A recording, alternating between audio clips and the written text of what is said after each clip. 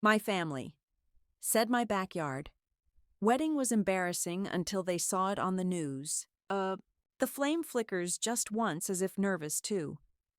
I breathe in slow and quiet, holding the match, until it burns close to my fingers before dropping it into the jar. The candle flares back to life, casting its glow against the weathered wooden fence that's wrapped in borrowed string lights from my neighbor's garage. It's not much, but it's mine. My name is Lily. I'm 28 years old and I live in Charleston, South Carolina. Or maybe it's more accurate to say I exist here. You'd think in a town where everyone knows everyone that I'd feel surrounded. But lately, I've never felt more alone. My wedding is in 5 days. It's happening right here in my own backyard.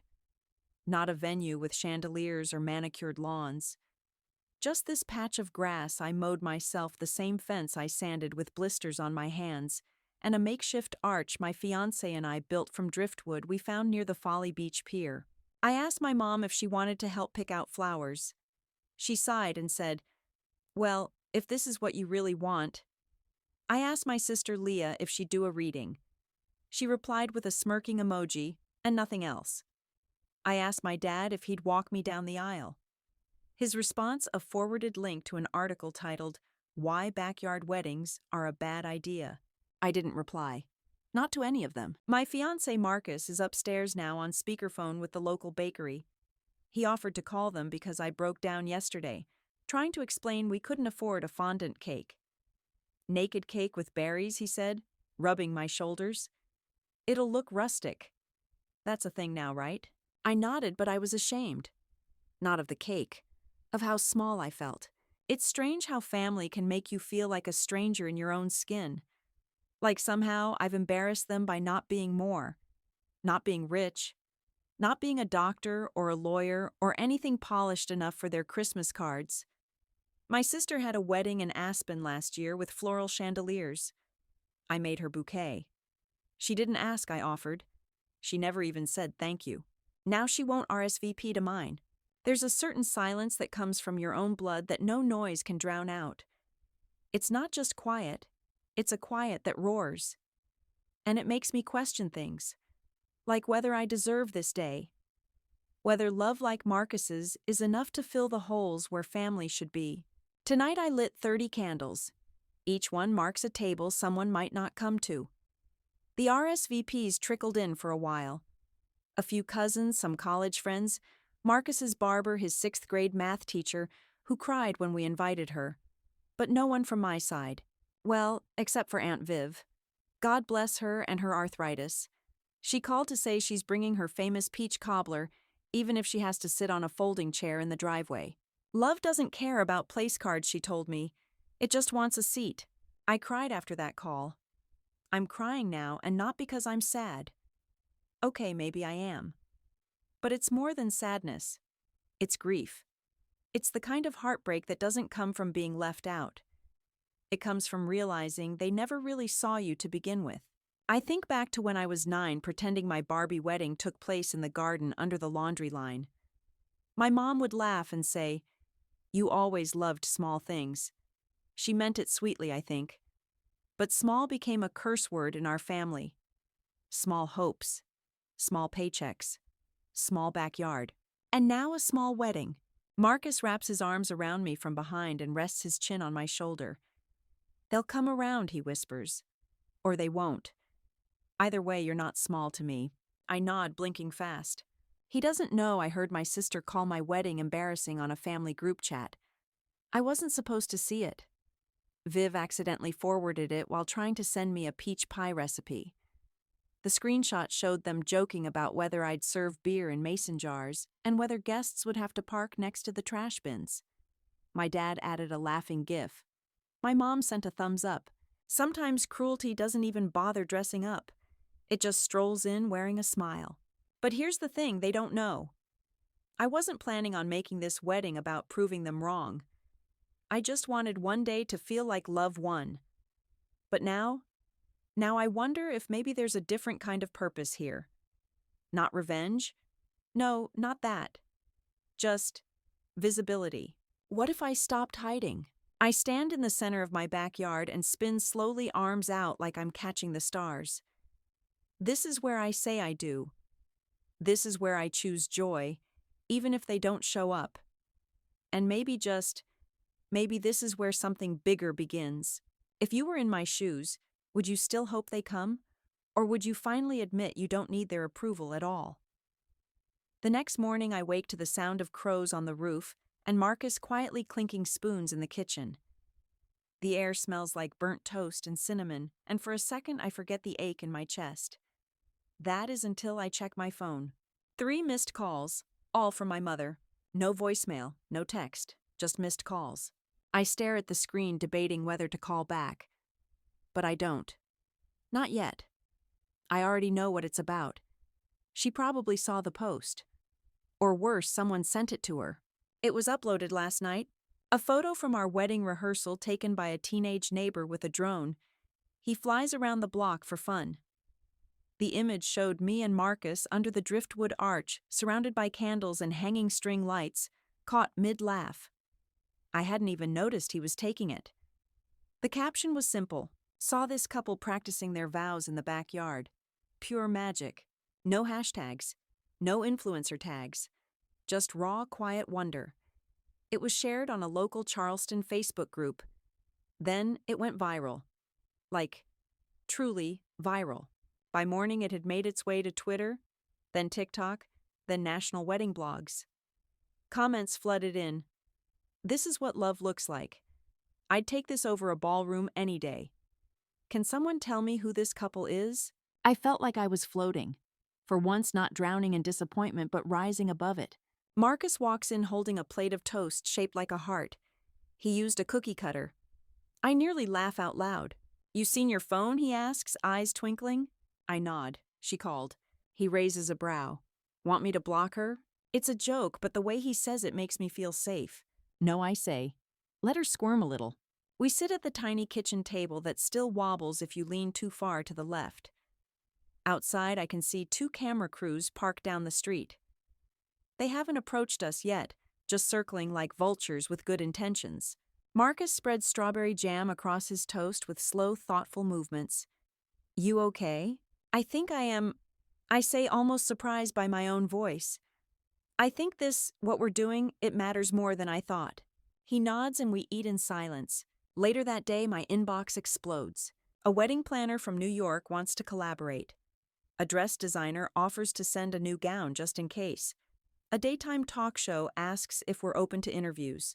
And then, a message from my cousin Emily, who hadn't spoken to me in over a year. Hey girl. OMG, just saw the backyard wedding trending. Looks incredible. Wish I could have been there. She wasn't invited. And she knew it. I never expected a text, let alone that fake enthusiasm. I scroll through more messages. They keep coming. Some genuine. Some opportunistic. All of them now pretending like they always believed in me. That's when the family group chat lights up. Leah. Wait. Lily's wedding is trending. Mom. I told you it would be lovely. Dad. What network is covering it? Leah. Again. We should still go, right? I stare at the screen and feel my jaw tighten. These are the same people who ghosted my invitation, mocked my choices, and now that the world is clapping, they want in. I don't reply. I don't even open the chat. I just let them keep typing into the void. That afternoon, Aunt Viv arrives early. Her knees ache, but she brings 3 Tupperware containers of peach cobbler and a folding chair. She insists on decorating herself. She doesn't mention the post, doesn't gawk, just hugs me tightly and says, "You look like Joy Lily." The florist drops off wildflowers. The mason jars catch golden light. The neighbors peek over the fence with smiles and nods, whispering things like, "We always knew it'd be beautiful." But I didn't do this for beauty. I did it to prove, maybe just to myself, that I didn't need gold-plated cutlery to be worthy of love. That a backyard can hold just as much meaning as a ballroom. That a girl like me with secondhand lace and a trembling heart could matter. That night Marcus and I rehearse again. Just us, the arch, and the soft hum of cicadas. I hold his hands and say, I don't care if tomorrow's dress rips. I don't care if it rains. I'm marrying you. And that's enough. He nods, voice thick with feeling. You were always enough, Lily. They just didn't know where to look. Maybe now they do. But I'm not opening the door for them. Not yet. If your own family once laughed at your dream, would you let them back in the moment it became real? I slept in a little longer than planned the morning of the wedding. Not because I was lazy or relaxed, no. My heart had been beating out of rhythm since 4 a.m., but I didn't get out of bed until I heard Viv humming in the kitchen and the faint rustle of dresses being steamed downstairs. The air was thick with jasmine and anticipation. For once it wasn't nerves making me freeze, it was reverence. This moment was mine. And it was here. I stood in front of the mirror, brushing curls into place with trembling fingers. My dress, a simple off-white A-line I found at a vintage consignment shop, clung in all the right places. It didn't sparkle. It didn't shimmer. But it felt like me. That was the point. The door creaked open and Viv peeked in.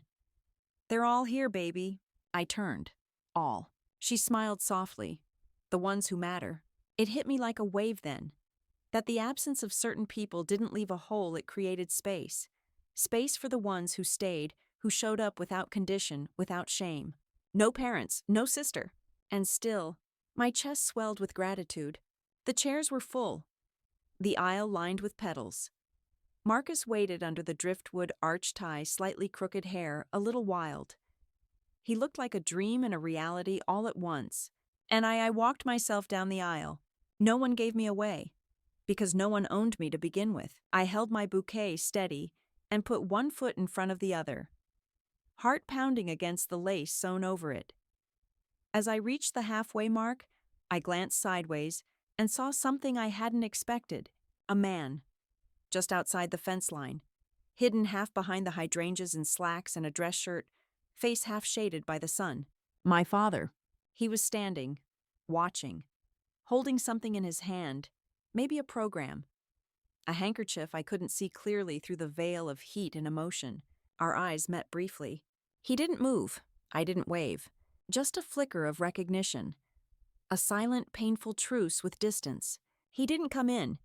He didn't ruin it. Maybe he knew it wasn't his place anymore. I turned forward, kept walking. Marcus reached for my hands the moment I stepped into the light. His grip was warm grounding. We exchanged soft smiles. And in that instant, nothing else mattered. Not the viral post, not the family drama, not the weight of old rejection. Just this two people choosing each other in front of a world that finally chose to notice. The officiant, a friend from Marcus's college improv group, began. He kept it light, heartfelt, and mercifully brief. A few tears, a few laughs, no long speeches. But then it was time for the vows. We'd written them ourselves in secret. Promised to read them aloud only once, only here. Marcus went first. He spoke of coffee spoons and quiet mornings, of the way I always sniff books before reading them, of how I give exact change to strangers and say I love you like it's a fact, not a favor. I don't want a perfect life, he said. I want this life, yours and mine, in its loud, strange, tender mess. I was crying by the end. And then I took out my note. It was folded, creased, and slightly smudged from being in my palm all morning. I unfolded it slowly. Took a breath. My love. I began, voice trembling. I don't come from a family that taught me softness. I come from pride. From cold silences and conditional praise. I was never told I was enough, I just decided I would be. A hush fell over the crowd. I glanced up, catching Marcus's steady gaze. He didn't flinch. He knew this truth. He lived beside it. But then I met you. And you never asked me to be smaller. You never winced at my scars. You just held them like delicate things. And now I know what home feels like. It's not a roof or a name. It's your hands. Your patience. Your voice at 2 a.m. Tears fell freely. So today I vowed to keep choosing you, not just when it's easy, but when it's loud. When it hurts, when it rains, and the lights go out and the world forgets our names. I'll remember. Always. By the time I said I do, the only sound was the breeze rustling through the arch and the distant shudder of camera clicks. The audience was still some with hands over mouths, others weeping quietly. I slipped the ring on his finger. He did the same. And just like that, it was done. No grand applause. Just a chorus of hearts thudding with the kind of emotion you don't fake. Later, someone told me the vows made it onto a national wedding podcast. Another said a snippet aired on the local news that night with the headline, "Backyard Wedding Goes Viral for All the Right Reasons." But in the moment, all I knew was love. And it didn't need a cathedral. It needed courage. If you'd walked yourself down that aisle alone, would you have stopped when you saw him watching? Or would you have done what I did, kept walking, and never looked back? The wedding ended the way all the best stories do, not with a bang, but with a soft landing. After the officiant pronounced us husband and wife, there wasn't a big orchestral swell or dramatic kiss. We just held each other trembling and teary-eyed forehead to forehead, as if we were afraid the moment might vanish if we let go too soon. Marcus whispered, "You did it." But what I heard in that moment was something deeper. You made it. We made our way back up the aisle as husband and wife to a trail of sparklers and applause that felt almost too tender to belong to real life. There were no velvet ropes, no fireworks, no champagne towers, just mismatched chairs, some folding, some borrowed. The music came from a Bluetooth speaker strapped to a tree branch. But I swear I've never danced harder in my life. Our first dance was barefoot. The grass was cool underfoot, slightly damp from the dew settling in. Marcus spun me slowly in his arms, while Etta James sang at last from the tiny speaker. For the first time, I wasn't thinking about who wasn't there. I was thinking about who was. Viv clapping her hands and mouthing the lyrics. Marcus's little niece twirling in her own white dress, like she was getting married too. Even our old neighbor Mr. Dan, who showed up with a cane and a bouquet of dandelions he picked from his own yard, every single one of them, chose to be there. Not because the world said we were trending, not because they needed a photo op, but because they believed in us from the beginning. And just when I thought the day couldn't stretch any more beauty into itself, someone tapped me on the shoulder. "Excuse me," a woman said, holding a camera. "I'm with Charleston Local Living. We were hoping to feature your wedding on this week's segment." My mouth parted, stunned. She continued, It's rare to see something so genuine. People need that right now." I glanced at Marcus. He grinned. Then I looked down at my grass-stained hem, the calluses on my hands from building the arch, the patchy string lights swaying overhead. I nodded. "Okay," I said. "But tell them this wasn't about going viral. It was about being seen." The crew filmed a few snippets. Not staged, not retouched. Just real moments, a forkful of peach cobbler the way Marcus kissed my hand when no one was looking, the kids chasing bubbles in the backyard. Raw, human, honest. And somehow that was enough to set the world on fire. That night, as the last guests trickled out and the candles burned low, Marcus and I lay on a blanket in the middle of the yard, staring up at the stars. "It's funny," I said. "I used to think I'd look back on this and wish it had been fancier." He turned his head. "Do you?" I smiled. Not even a little. But then my phone buzzed again. Another missed call. "Mom." This time she left a voicemail. I hesitated. My thumb hovered over the screen. I wasn't sure I wanted to hear it. But Marcus sat up, looked me in the eyes, and said, "Whatever it is, you're strong enough now." So I hit play. Her voice was unsteady, not quite crying, but close. "Lily, I saw the clip on the news. You looked beautiful." I pause. "I'm sorry we weren't there. I was wrong. I didn't think you were serious about it, and I didn't want you to be disappointed. But I see now that you were never the one who should have been worried about disappointing anyone. Long breath, call me if you can. I love you." I sat still. The words lingered in the air like smoke after a candle's been blown out. Did I believe her? Did I trust it? I didn't know. But for the first time in a long time, I didn't feel like her absence had broken me. I'd built something stronger in the space she left behind. Marcus reached over, took my hand in his. The backyard was dark now, but not empty. In the distance, a neighbor lit a firework, just one. It fizzled into the sky and bloomed into a heart. I rested my head on Marcus's shoulder. "Tomorrow," I said. "Tomorrow," he echoed. If your mother apologized after missing your biggest day, would you call her back? Or would you let her feel the silence you once had to survive? The next morning smelled like dew, leftover cobbler, and possibilities. I woke with my hair still braided, my dress tossed over the chair, and a trail of petals leading from the back door to the driftwood arch, now crooked from last night's dancing children. I didn't rush to clean it up. I let the mess sit a little longer. Love is messy. Let it breathe. Viv was already in the kitchen, humming and frying eggs like it was any other Sunday. "You two are famous now," she said without looking up. "Hope you're ready for that." I smiled, still rubbing sleep from my eyes. I didn't feel famous. I felt full. Still wearing yesterday's joy like a second skin. Marcus patted in barefoot eyes, sleepy shirt wrinkled. "You see the news?" he asked, holding up his phone. The clip had aired on Good Morning America. A voiceover described our wedding as a viral love story in a Charleston backyard, and the camera zoomed in on our vows, our driftwood arch, the way we held hands like they were lifelines. The internet had already turned us into a symbol of authenticity, of defiance of heart over hype. I should have felt triumphant. I should have screamed, "Look, world. Look at what they tried to mock, and how beautiful it became." But what I felt instead was quiet. Not emptiness, just calm, like the ocean after a storm. I scrolled through my messages. My inbox was bursting. Journalists, planners, people I didn't know writing things like, "I showed this to my daughter. She's getting married next year and didn't think we could afford something beautiful. You showed her she was wrong. I haven't spoken to my family in years. Your story reminded me I'm not alone."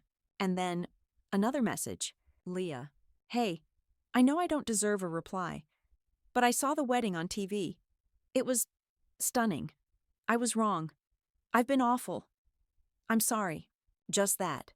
No emojis, no sarcasm, no follow-up invite to brunch. I didn't reply. Not right away. I sat with it. All those years of being dismissed, talked over, laughed at, and now they wanted back in. Because the world clapped. Because strangers called my backyard sacred. Because suddenly, I was someone they could brag about. But I knew better now. Visibility doesn't equal love. Fame doesn't undo wounds. I walked outside barefoot, letting the morning grass kiss my soles. The chairs were still out. The candles melted into puddles of wax. One balloon drifted lazily against the porch railing. I sat in the arch's shadow and took a long breath. Aunt Viv joined me with 2 mugs of tea. "You did it," she said, sitting down beside me. "I did," I whispered. "Doesn't mean they did." I looked at her, grateful for the clarity only a woman who'd lived through 3 husbands and 6 Thanksgivings without invitations could offer. "I don't want to hate them," I said. "I just don't know how to let them in without letting them hurt me again." "You don't have to choose today," she replied. "Let them sit with their silence a while longer. Let them feel what you felt. And maybe that was it. Maybe poetic justice wasn't slamming the door. It was leaving it unlocked, but not opening it. Letting them knock. Letting them wait." That night, Marcus and I lit the leftover sparklers. Just the 2 of us. We stood in the dark, our hands warm sparks dancing between us. No camera crews, no neighbors, no watchers behind the fence. Just us. He turned to me. "You okay if we don't answer any calls tomorrow?" I nodded. "I want one more day to be ours." He leaned in and kissed my forehead. "You've earned a lifetime of days like this." We didn't talk about the shows calling or the brands emailing or even my mother's apology. We just sat under the stars until the last sparkler went out. If your sister finally apologized after humiliating you publicly, when the world finally proved you right, would you answer her message, or let her live with the echo of everything she once dismissed? 2 days passed. No cameras, no calls, just quiet. The kind of quiet that feels like a choice, not a punishment. We let it stretch long, warm mornings with coffee and chipped mugs. Afternoons with the sun pouring through the windows as we picked through leftover cobbler straight from the dish.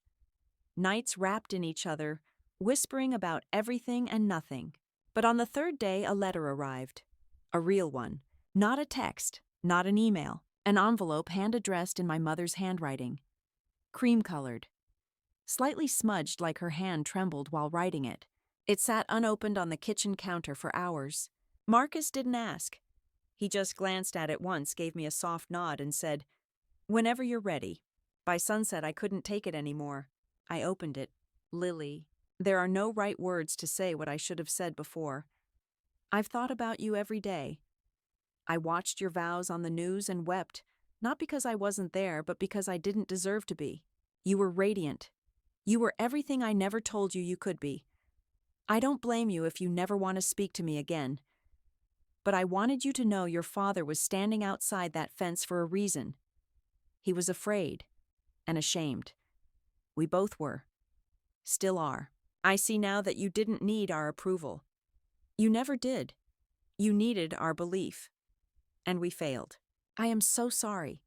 If there is ever a moment in your heart for us again, we'll be waiting. But if there isn't, please know we love you from afar.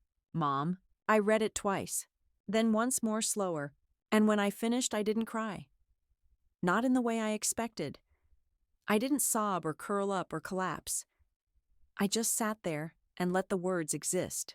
For the first time in years, she hadn't tried to justify or sugarcoat anything. She hadn't minimized what they did or asked for immediate forgiveness. She had simply told the truth, and maybe that was enough. Later that evening, I read the letter out loud to Marcus. He didn't say much, just held my hand and whispered, "Whatever you choose, I'm with you." But I didn't know what I wanted yet. Forgiveness, I've learned, isn't a doorway you walk through once. It's a hallway.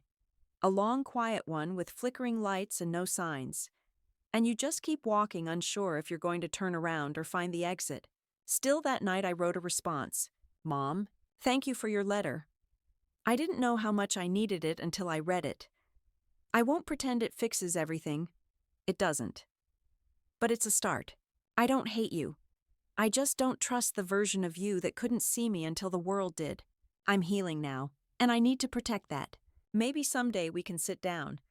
But for now, I just want you to know. I hear you, and I'm listening. Lily." I didn't mail it yet. Maybe I will. Maybe I won't. But I wrote it for me. To remind myself that I'm allowed to be soft even after everything. That I can grieve and grow at the same time. That forgiveness isn't surrender, it's self-preservation. A few days later, a journalist came to do a feature on viral love stories that changed the narrative. They brought a team, a makeup artist and a stylist, who tried to pin rhinestones in my hair. I declined. I wore my original wedding dress again, the one with stitched affirmations sewn by my best friend into the hem. I left the grass stains and all. I want them to see the truth, I said. Because the truth is, I wasn't embarrassed. Not by the backyard. Not by the cake. Not by the empty chairs my family left behind. I was proud. If someone finally admitted they broke your heart only after the world cheered for you, would you open your arms or keep the gate gently closed until you were ready to walk through? 1 week later, we received an invitation. Not from a stranger. Not from a brand. From my sister. A white envelope. Elegant calligraphy. Thick cardstock that probably cost more than our entire backyard setup. The invite was for her engagement celebration.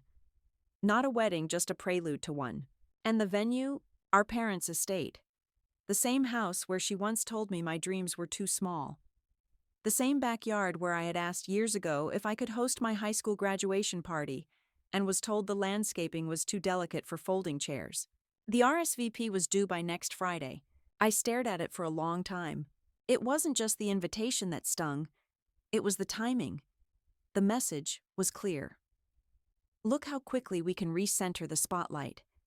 As if her celebration could eclipse the light I had made for myself. I showed the envelope to Marcus. He didn't say a word. Just slid it to the edge of the counter, turned back to the sink, and kept washing dishes. He knew.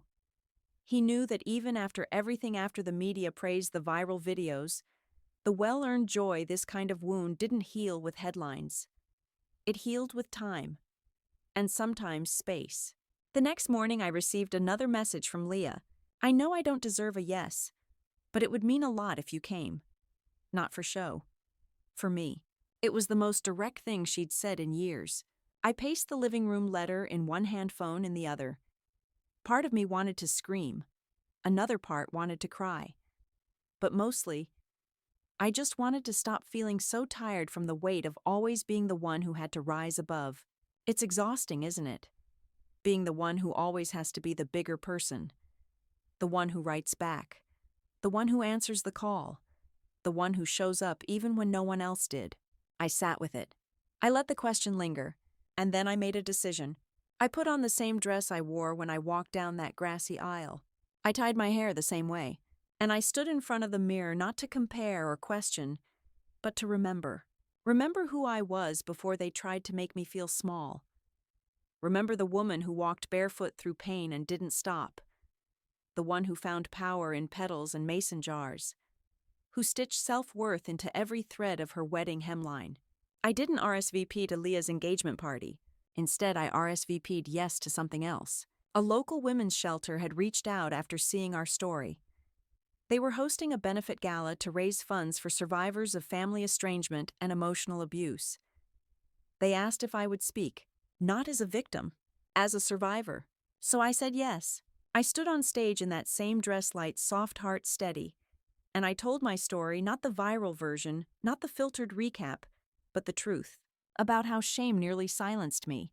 About how I almost canceled the wedding 3 nights before because I couldn't bear the idea of empty chairs. About how real love isn't proven by who shows up when it's easy, but by who stays when it's not. I didn't name names. I didn't point fingers. I just let my voice be loud enough for every girl out there who'd been told her dreams were embarrassing. Her love wasn't enough. Her life was too small. After the speech, a teenage girl came up to me with tears in her eyes. "My mom won't come to my graduation," she whispered.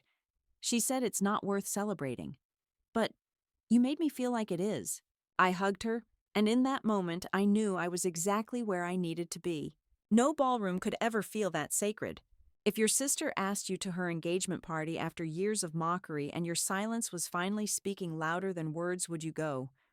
Or would you let her sit in the silence she left you in? The news cycle moved on as it always does. Viral became yesterday's scroll. But my life didn't return to what it was before. It shifted quietly beneath my feet, steadier, more grounded. I wasn't chasing approval anymore. I was planting roots in places they'd told me were too shallow. And yet even in peace echoes find you. 2 weeks after the gala, I opened my inbox to find a message from someone I never expected, my father. Not a letter, not even an apology, just a single sentence. I was behind the fence because I didn't know how to face what I destroyed. There was no greeting, no signature, just that. I stared at it for a long time, rereading the words as if they'd rearranged themselves into something more.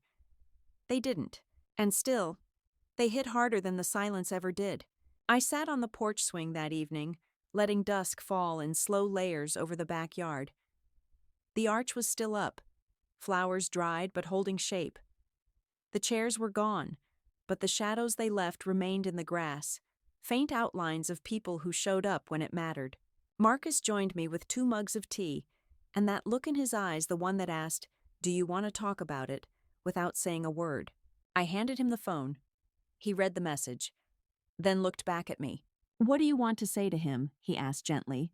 I took a sip of tea. The steam curled up around my face.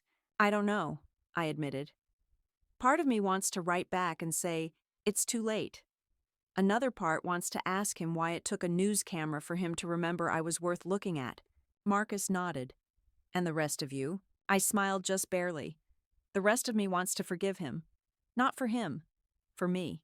Because bitterness rots slowly. It doesn't burst. It seeps into your bones, your breath, your relationships. I didn't want to carry it into my marriage. I didn't want to carry it into motherhood if I was ever lucky enough to go there someday. But forgiveness isn't a balloon release. It's a process. So I wrote back. "I saw you behind the fence, and for a second I wanted you to walk in. But you didn't. And that silence said everything. I don't hate you, but I'm still healing, and I'm not ready yet. When I am, you'll know." I didn't wait for a reply. I didn't need one. Sometimes closure isn't a conversation, it's a decision. That weekend, Marcus and I started building raised garden beds in the far end of the yard. We planted tomatoes, basil, and a whole row of sunflowers, not because we needed the food, but because it felt symbolic to grow something with our hands in a space that had once held so much pain. Viv brought over old seeds from her garage tucked in envelopes dated back to 2003. Some things bloom late, she said, placing them in my palm. Doesn't mean they're any less worthy. The truth is, I don't know if my family will ever fully come back into my life. And if they do, I don't know if I'll want them to. But I know this. My backyard isn't embarrassing. It's sacred. It's where I stood alone, trembling, and chose to love out loud anyway. It's where I learned that wholeness doesn't require an audience, and that when people finally see you, it means nothing if you've already stopped needing their eyes. That's power. If your father finally admitted he didn't know how to face you after what he'd done, would you let him in, or would you ask him to wait the same way you waited for years? Spring came fast that year. The hydrangeas bloomed early, heavy with color like they had something to prove. The grass grew tall in the corners of the yard where we'd danced, and the arch, now half covered in ivy, stood like a quiet monument to that day, our day. I stopped checking the family group chat, stopped waiting for their invitations, their backhanded comments, their slow trickle of guilt dressed as love. And I started living. I launched a small side project, a tiny wedding planning collective with Marcus and Viv. We called it Rooted Vows. Simple. Backyard focused. Designed for people who wanted something real without the need to impress anyone but themselves. The first couple we helped, a woman named Renee and her fiancé Sarah. Both estranged from their families, both afraid their love didn't look right. But when they said "I do" under a canopy of magnolia trees, barefoot and shaking, I cried harder than I had at my own wedding. Because that's what healing does, it builds space for others. We started getting emails from people all over the country, not to hire us, but to thank us. You made me believe I didn't need permission. My mom called me cheap for wanting a backyard wedding. But I showed her your story and she cried. You reminded me love doesn't need chandeliers, just courage. Each message felt like a seed. Planted, growing, blooming somewhere out in the world. And somewhere along the way, my heart softened. Not toward forgetting, but toward remembering without flinching. One evening in June, Marcus and I hosted a small anniversary dinner. Nothing flashy, just candlelight laughter and homemade pasta served on mismatched plates. The yard was full, not with strangers, but with chosen family. People who had seen me cry, break, rebuild. I was carrying a pitcher of lemonade when I saw her, Leah, standing at the gate. No cameras, no smug smile. Just her alone hands clasped in front of her like she wasn't sure if she belonged. She didn't step in. She just looked at me, waiting. It felt like everything paused. The laughter in the yard dulled to background noise. My breath caught. I walked to the gate slowly, the way you approach a dog that once bit you and now sits wagging its tail, unsure of its own intentions. We stood there inches apart. No one said anything. Finally, Leah whispered, "Happy anniversary." I nodded.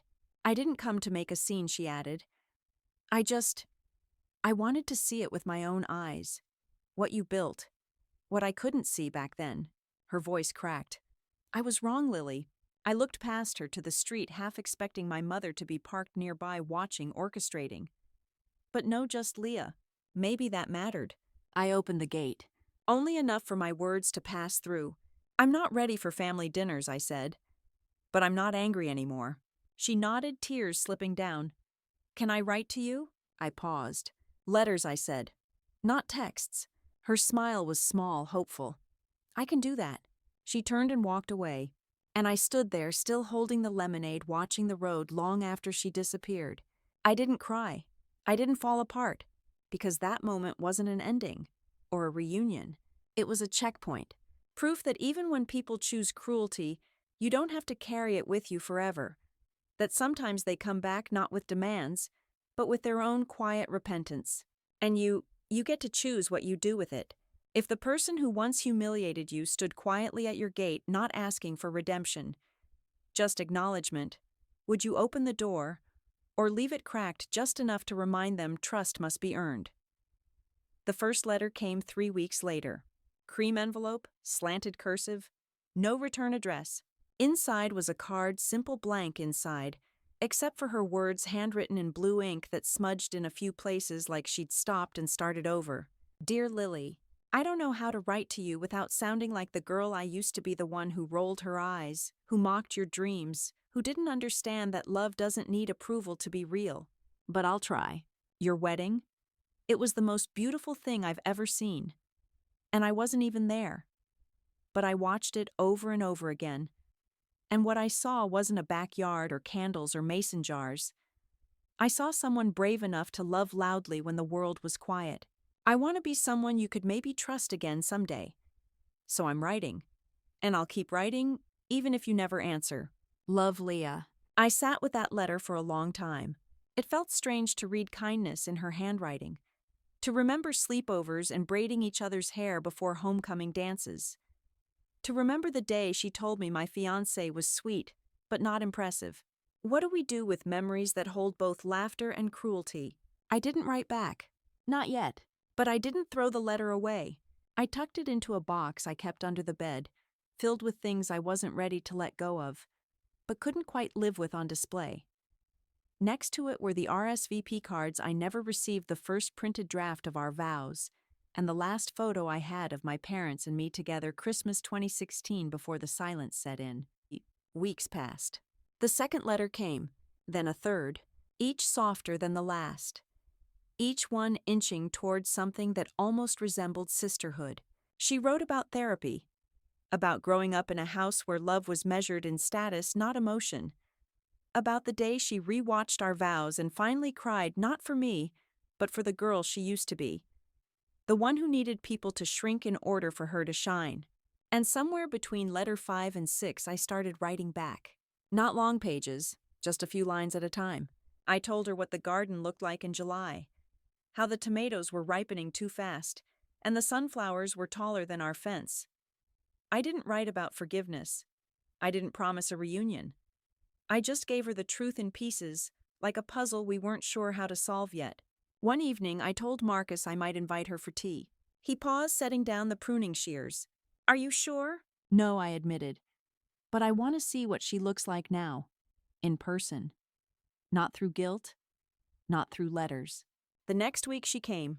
Viv was there too, just in case. Not to eavesdrop, just to keep me grounded. Leah stood at the back gate again. Same nervous posture, same unsure smile. But this time I opened the gate fully. We sat on the porch. I made lavender tea. She brought lemon cookies from the bakery we used to walk to after school. For a while we just existed. Sipped, breathed, let the silence fill in some of the cracks. Then she said something I wasn't expecting. I thought you'd want to hurt me back. I met her eyes. I did. But it wouldn't have made me feel better. She looked away. I don't know if I can ever fix it. You don't have to, I said. You just have to stop pretending it didn't happen. That's what no one ever tells you about reconciliation. It's not a pretty scene with a swelling soundtrack. It's awkward, stumbling, quiet. And sometimes the bravest thing you can do is sit beside the person who broke you and still choose not to shatter in return. When she left, she hugged me. I let her. Did it make everything okay? No. But it made healing a little more real. If someone who once hurt you deeply started showing up, not with demands but with consistency, humility and time, would you let them? Or would you keep the gate locked, even if your heart was aching to open it? The tea with Leah didn't change everything. But it changed something. After she left, the porch felt different, like it had absorbed her apology and folded it into the wood. Her teacup sat empty beside mine for hours after she'd gone, and I didn't move it right away. I just sat there watching the wind tease the edge of the tablecloth and listening to the silence she used to fill with mockery, now hold a tentative kind of peace. Days passed, then weeks. Letters slowed but didn't stop. We kept in touch like two women relearning each other's rhythms, still uncertain, but less afraid. One afternoon, Marcus and I hosted a small backyard gathering, just friends, neighbors, and a few of the couples we'd helped through rooted vows. It was casual, full of laughter and grilled vegetables and sticky lemonade. No hashtags, no press. And then just before sunset, I looked up from the grill and saw my father at the gate, not on the street, not hidden, at the gate. He held a gift bag in one hand, his other nervously rubbing the back of his neck. I froze. So did Marcus. So did Viv, who had just stepped outside with a tray of deviled eggs and nearly dropped them. I walked over slowly barefoot on the grass, hands still smelling of charcoal and rosemary. "Hi," I said. "Hi," he echoed. He looked older than I remembered. Smaller. Not in stature, but in presence. Like something had deflated in him since the last time he stood just beyond a fence and didn't step through. "I didn't want to come without asking," he said. "You didn't," I replied. He lifted the bag awkwardly. "It's nothing fancy. Just, I saw it and thought of you." I took it. Inside was a ceramic ornament hand-painted shaped like a sunflower. On the back in tiny lettering were the words, "You grew anyway." Something inside me broke, not out of pain, but out of release. "I came because I didn't want the last time you saw me to be from behind a fence," he said. I didn't say anything. I just nodded. Then, without invitation, he added, "Your mother still cries about it. She watches the wedding video at night." My stomach twisted, but I didn't ask for more. I didn't ask for her. This wasn't about her. This was about me, and him, and the girl I used to be who sat in her room at 16 while her father laughed at her dream of becoming a writer, who told me my essays were a little too emotional and that I took things too personally.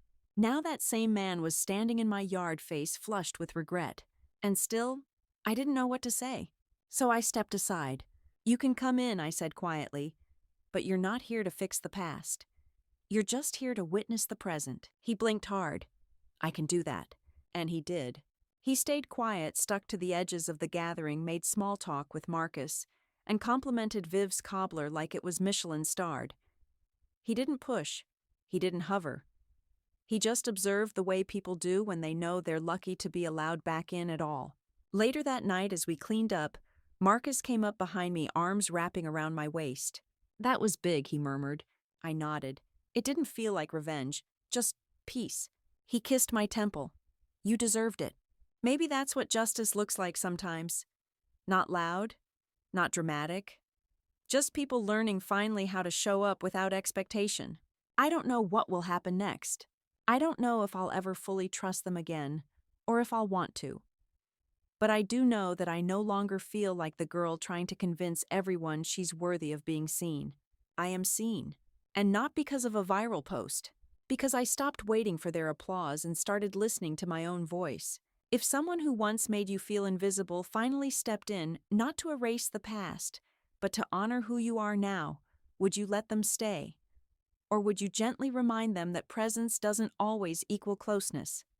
The summer passed in slow golden days and quiet full nights. The garden flourished sunflowers tall enough to brush my shoulder tomatoes heavy on the vine. It was strange how something as simple as tending to soil could soften grief. Every morning I'd step barefoot onto the porch, coffee in hand, and check the plants like they were little truths growing under my care. Sometimes Leah joined me. Not often, not loudly, but often enough that it began to feel natural. She'd bring pastries or a story about someone from high school, and we'd sit in the shade letting the silence say what didn't need repeating. We are still rebuilding, but we are no longer breaking. Viv started calling our backyard the sanctuary. It became a soft landing for people who didn't have one. Brides who eloped with trembling hands. Grooms who hadn't spoken to their mothers in 5 years. Couples who couldn't afford matching tablecloths, but held hands like lifelines. They'd come. They'd marry beneath the arch. And then they'd leave behind a little something for us to remember them by. A ribbon. A photograph. A note tucked into the wooden post of the arch like a prayer. And one day, as I was clearing petals after a ceremony, I found something else, an envelope. No name. Just a heart drawn in the corner. Inside was a short letter. "You don't know me, but I know you. I followed your story when I was planning to cancel my own wedding. My mother told me my backyard wasn't special enough, but then I watched your video. I read your words, and I changed my mind. I got married last week barefoot under my grandmother's oak tree, and I've never felt more loved. Thank you for showing me that small doesn't mean insignificant, that humble doesn't mean lesser, that quiet can be sacred. Love, a backyard bride." I sat on the grass and cried, not because I was sad, because this was the full circle moment I didn't know I was waiting for. Proof that healing when shared creates healing in others. That the things people once laughed at could become the very things someone else builds their hope upon.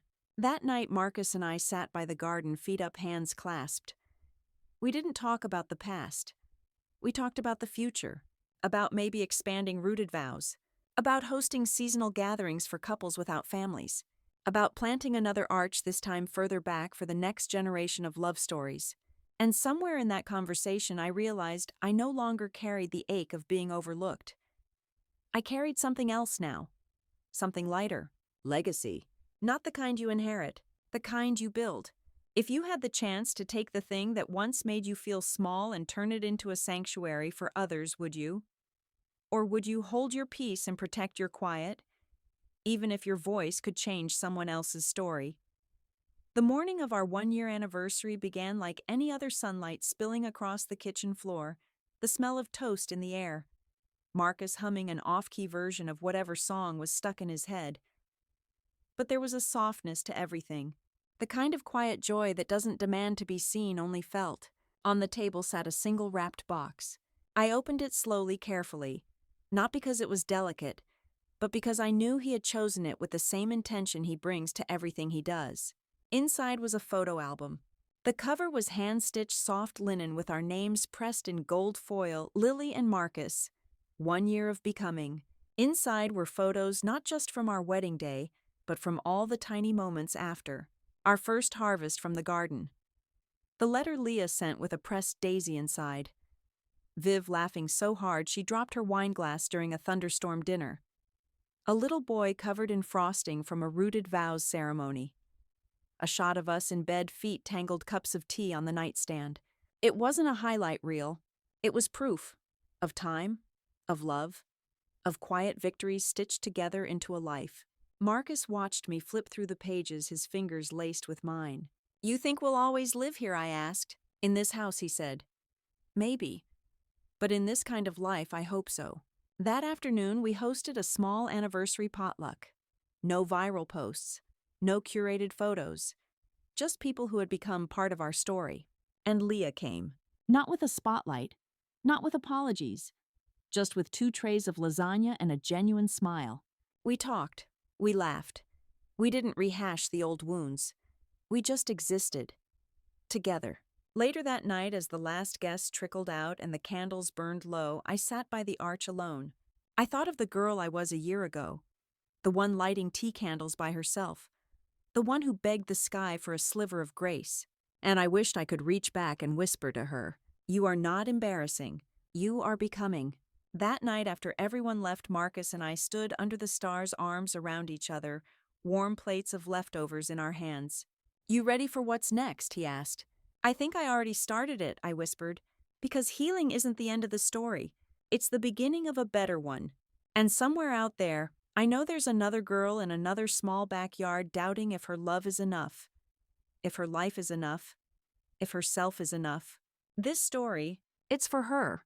And if you were me, if your family had once tried to make your joy feel shameful, only to watch the world call it sacred, what would you do?